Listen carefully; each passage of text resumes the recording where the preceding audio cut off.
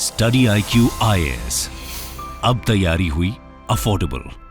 नमस्कार दोस्तों, जब भी आप अपना पैसा किसी भी बैंक में जमा करते हैं तो आप एक्सपेक्ट करते हैं कि आपको उस पर इंटरेस्ट मिलेगा। मतलब अगर सपोज आपने 1 लाख रुपए का फिक्स डिपॉजिट किया और आपको 7% इंटरेस्ट मिल रहा है, तो इसका मतलब 1 साल के बाद आपको 1,07,000 रुपीज मिल जाएगा।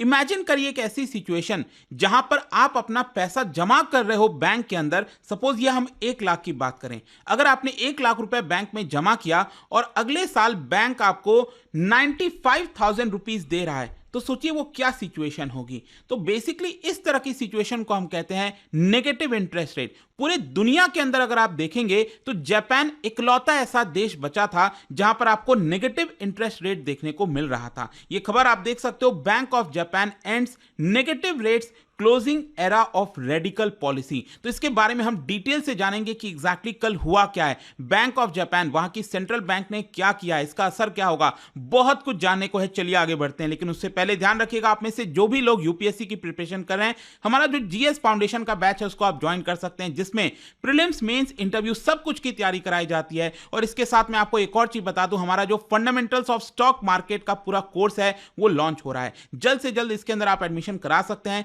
ताकि जो बेसिक्स हैं स्टॉक मार्केट से रिलेटेड वो आप सीख सकें। तो हम इसको अवेल करने के लिए हमारे वेबसाइट ऐप पर जाना है या फिर कमेंट सेक्शन में लिंक करना है और यूज करना है कोड अंकित लाइव, ताकि आपको मैक्सिमम डिस्काउंट मिल जाए। और इसके अलावा अगर आप एमसीक्यूज अटेम्प्ट करना चाहते हैं तो मेरे इंस्टा पेज पर जा सकते हैं, वहां पर स्टोरीज में जितने भी एमसीक्यूज हैं उसको आप अटेम्प्ट कर पाएंगे। चलिए शुरुआत करते हैं और सबसे पहले ये देखते हैं कि एग्जैक्टली हुआ क्या है। देखिए, आप कह सकते हैं कि it is an end of an era. मतलब कि अभी तक क्या हो रहा था, पूरे दुनिया में जापान इकलौता देश बचा था जिसके पास नेगेटिव इंटरेस्ट रेट की पॉलिसी थी, लेकिन अब वो भी समाप्त हो गया है। बताया यह जा रहा है कि फाइनली 2007 के बाद पहली बार ऐसा हुआ है कि जापान ने, बैंक ऑफ जापान, जैसे हमारे यहां पर आरबीआई है, रिजर्व बैंक ऑफ इंडिया, वैसे ही वहां पर है बैंक ऑफ जापान, उन्होंने पहली बार 2007 के बाद जो इंटरेस्ट रेट है उसको बढ़ाया है। नहीं तो अभी तक हमेशा ये इसको घटा रहे थे, वो मैं अभी आपको मैप वगैरह के थ्रू दिखाऊंगा। तो एक तरह से आप कह सकते हैं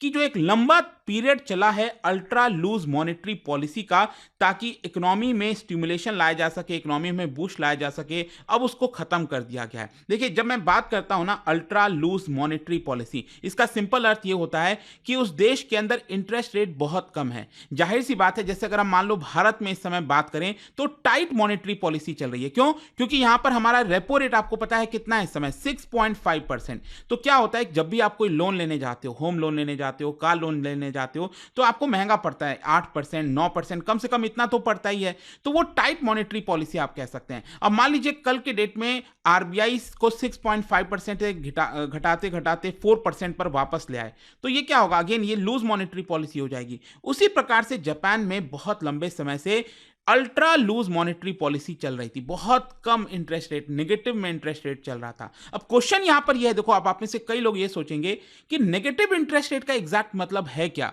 जिसे मैंने आपको यह बोला कि अगर आपके पास पैसा पड़ा है 1 लाख रुपए और उसको जब आप बैंक में जमा करते हो, तो उस केस में बैंक आपको इंटरेस्ट देने के बजाय आपका जो पैसा है वो काट लेगा। कुछ वैसा ही जैसे कि मान लीजिए आपकी गाड़ी है, अगर आप अपनी गाड़ी को 1 महीना के लिए कहीं मॉल में या फिर कहीं पर भी पार्क करना चाहते हैं, खड़ी करना चाहते हैं, तो उसके लिए आपको पेमेंट करना होता है।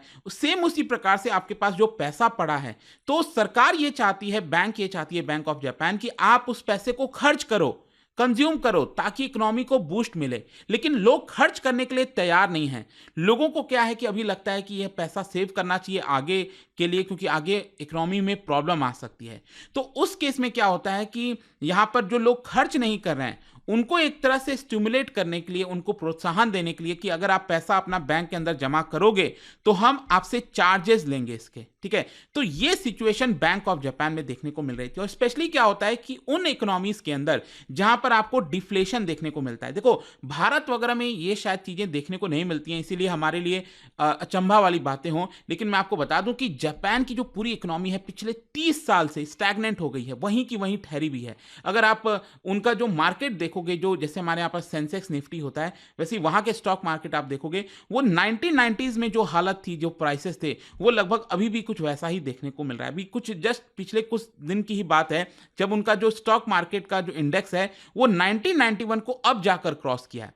आप समझ रहे हैं? और आपको पता ही है कि जापान की जो पूरी इकोनॉमी है वो एक्सपोर्ट के ऊपर टिकी हुई है। जाहिर सी बात है कि पॉपुलेशन, छोटा सा आइलैंड कंट्री है, पॉपुलेशन उतना ज़्यादा नहीं है, तो उनको अल्टीमेटली अपने इकोनॉमी को अगर तेज़ी से बढ़ाना है तो और एक्सपोर्ट करना पड़ेगा, ठीक है? क्योंकि वहाँ की पॉपुलेशन भी आपको पता है ओल्ड एज है, तो इसीलिए कंजम्पशंस वगैरह ज़्यादा नहीं है वहाँ पर। और इसी की वजह से यहाँ पर जो नेगेटिव इंटरेस्ट रेट होता है वो इसीलिए होता है ताकि उन इकोनॉमीज़ को बूस्ट मिल सके, वहाँ पर लोग खर्चा करें, इसके लिए ये किया जाता है एक तरह से। आई होप आपको समझ में आ गया होगा। इनफैक्ट मैं आपको बता दूं कि सबसे पहली बार नेगेटिव इंटरेस्ट रेट लाया गया था स्वीडन के द्वारा 2009 में, और उसके बाद से आप देखेंगे जो बाकी के सेंट्रल बैंक्स हैं, डेनमार्क के, स्विट्जरलैंड के, फिर जापान के, उन्होंने इसको इंट्रोड्यूस किया नेगेटिव इंटरेस्ट रेट को। क्वेश्चन ये है कि जापान ने इसको क्यों इंट्रोड्यूस किया, कब किया? देखो 2016 में जापान ने इस नेगेटिव इंटरेस्ट रेट वाली पॉलिसी को अडॉप्ट किया। मतलब जैसे यहां पर हमारे यहां रेपो रेट कितना है, 6.5% है,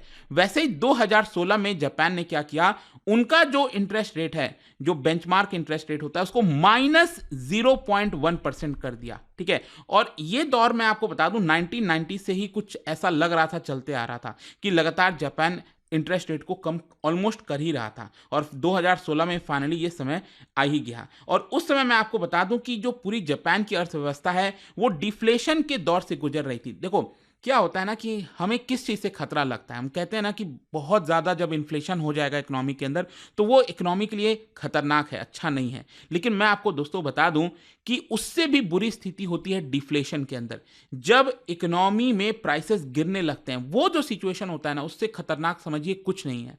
मतलब ऐसी कभी भी स्थिति नहीं आनी चाहिए इकोनॉमी के अंदर जब प्राइसेस डिक्लाइन करने लग जाए। उसमें क्या होगा कि जो लोगों का कॉन्फिडेंस है वो एक तरह से डाउन हो जाता है, और लोग कोई भी चीज़ प्रोड्यूस नहीं करना चाहते हैं क्योंकि बिक नहीं रहा है, लोग डिमांड नहीं कर रहे हैं। देखो इन्फ्लेशन क्यों होता है, जब लोग डिमांड करते हैं। यहाँ पर क्या है, लोग डिमांड ही नहीं कर रहे हैं, लोग कह रहे हैं कि नहीं हमें करना ही नहीं है, खर्च ही नहीं करना है, वो पैसे को लेकर बैठे हुए हैं। तो वो इकोनॉमी के लिए बहुत ही खतरनाक है। तो बैंक ऑफ जापान ने 2016 में निर्णय लिया था कि जापान की अर्थव्यवस्था जिस दौर से गुजर रही है, हमें उसमें स्पेंडिंग को एनकरेज करना है, इन्फ्लेशन लाना है। हम भारत में क्या कहते हैं, इन्फ्लेशन को कम करना है, जापान में ये कहा जाता है कि भाई इन्फ्लेशन को बढ़ाओ। और साथ ही साथ जापान की जो सरकार है उसको ऐसा लगता था कि अगर इसको नेगेटिव इंटरेस्ट रेट लाया जाएगा तो उस देश की सरकार को जो डेट रीपेमेंट है, जो कर्ज लिया है सरकार ने, उसको भी पेमेंट करने में आसानी होगी। क्योंकि क्या है कि इंटरेस्ट रेट कुछ भी नहीं है, 0% ऑलमोस्ट हो गया, तो कुछ भी कर्ज ले लो, आपको कुछ ज़्यादा इंटरेस्ट देना नहीं पड़ेगा। और मैं आपको बता दूं, जापान एक ऐसा देश है, उसका अगर आप नेशनल डेट देखोगे तो it is more than 100%, in fact it is more than 250%। ये आप देख सकते हो, सबसे ज्यादा डेट टू जीडीपी जिसको रेशियो हम कहते हैं ना, आपको जापान में देखने को मिलेगा। अब क्वेश्चन ये है कि जब जापान ने 2016 में नेगेटिव इंटरेस्ट रेट लाया तो क्या इससे उनको मदद हुई? देखो ये बात सही है कि कुछ हद तक मदद हुआ, क्योंकि अगर जापान ये नेगेटिव इंटरेस्ट रेट नहीं लाता तो वो और ज़्यादा डिफ्लेशन में चले जाते। और मैंने आपको पहले ही बोला कि डिफ्लेशन और खतरनाक है, तो वो उनके प्राइसेस वगैरह और ज़्यादा गिर जाते, तो वो बड़ी मुश्किल आ जाती। तो क्या हो रहा था कि 2016 में जब इसको लाया गया तो चीज़ें ठीक ठाक चल रही थी, ऐसा लग रहा था कि इस जापान की इकोनॉमी को सुधारा जा रहा है। लेकिन फिर क्या होता है, कोविड-19 पैंडेमिक आ जाता है, और वो तो छोड़िए, उसके बाद रशिया यूक्रेन का वॉर। तो ये जो स्थिति पैदा हुई पूरे ग्लोबली, इसने कहीं ना कहीं जापान की इकोनॉमी को तोड़ दिया एक तरह से।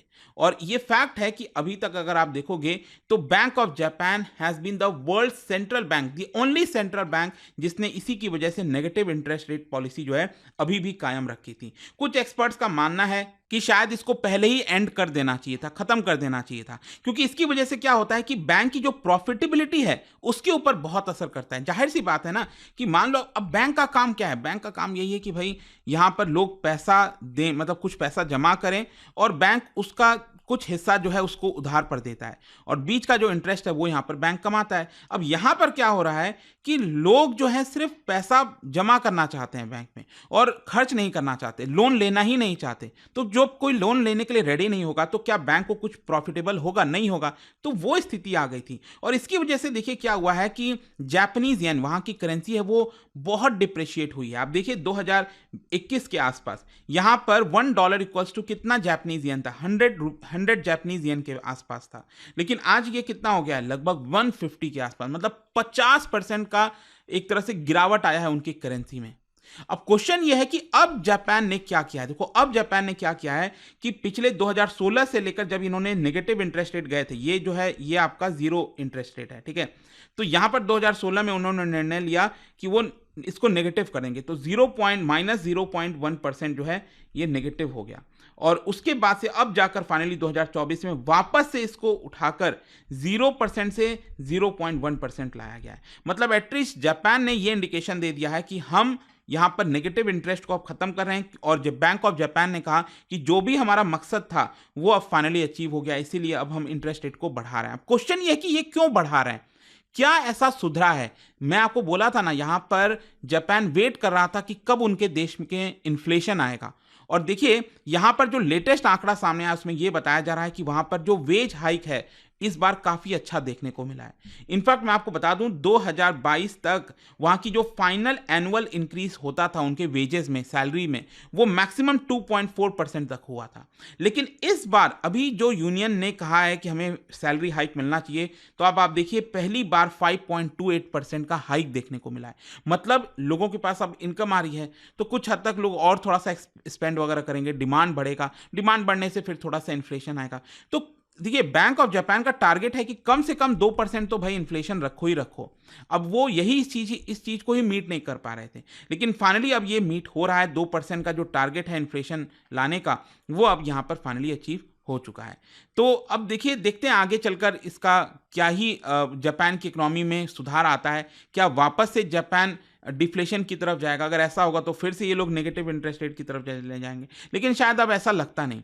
मे बी अब देखना होगा, काफ़ी कुछ चीज़ें हैं, बट आई होप कि आपको इस वीडियो में काफ़ी कुछ समझ में आया होगा। और जाने से पहले एक इंटरेस्टिंग क्वेश्चन, क्या बता सकते हो which among the following is the major qualitative control measure in India? देखिए आपने सुना होगा मॉनेटरी पॉलिसी के बारे में, उसमें क्वांटिटेटिव कंट्रोल होता है और एक क्वालिटेटिव कंट्रोल होता है। इनमें से कौन सा क्वालिटेटिव कंट्रोल मेजर है आपको बताना है। इसका राइट आंसर आप सबको पता है, मेरे इंस्टाग्राम पर तो मिलेगा ही, वहां पर अगर आप नहीं हो कोई बात नहीं, टेलीग्राम से ले सकते हैं इसका सही उत्तर।